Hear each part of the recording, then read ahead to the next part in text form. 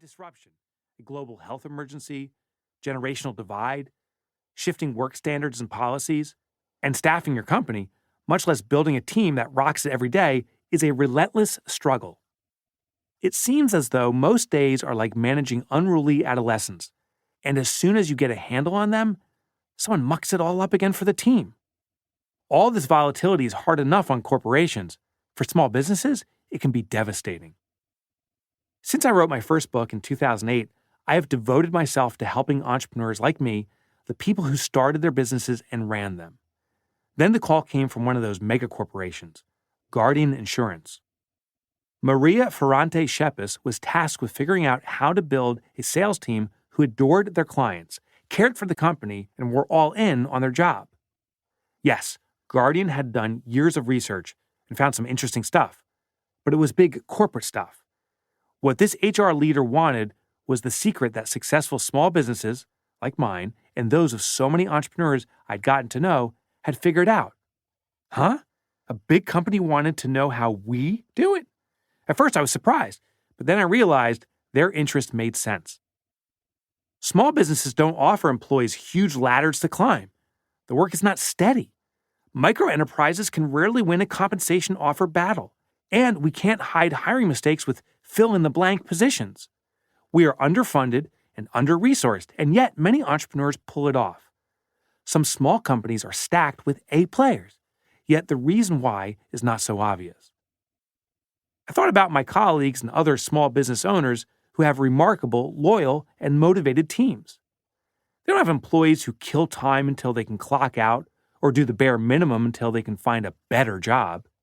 They have rock star employees who can do the job they were hired to do, who love their work, and who seek ways to contribute and solve problems.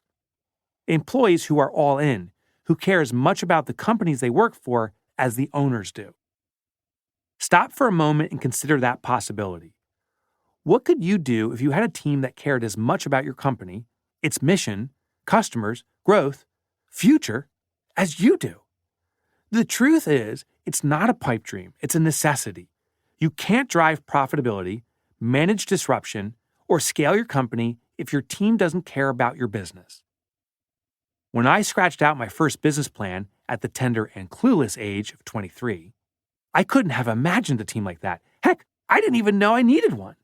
I figured I'd hire people who were qualified to do the work, they'd show up, and we'd all do our best to deliver good services to our customers.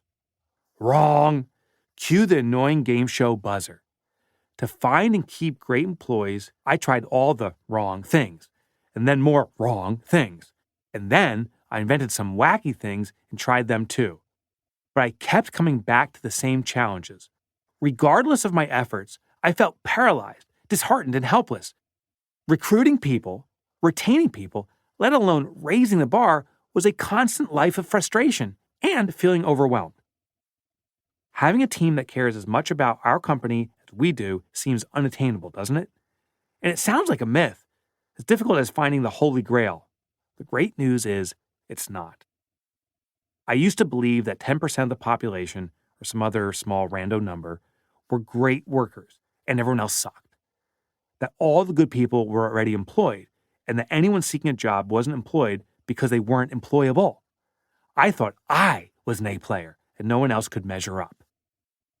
After years of struggling to build a team that could not only handle the work, but could help grow my company, I started to think differently about my role in that struggle. I'd always thought of myself as an entrepreneur. I applied business strategy to get more top clients, to achieve and maintain profitability, to refine my business so that it would run without me, and to market my business in a way that got my ideal prospects' attention. And yet, when I tried to apply business strategy to team building, it would always crumble. I tried to build a better team by building a better business, when in reality, I needed to become a better leader. Not just a decent leader, or even a good leader, a great leader. If I wanted my employees to be all in, I needed to be all in on my employees. Let me repeat that with a slight rephrase, since repetition is the mother of mastery.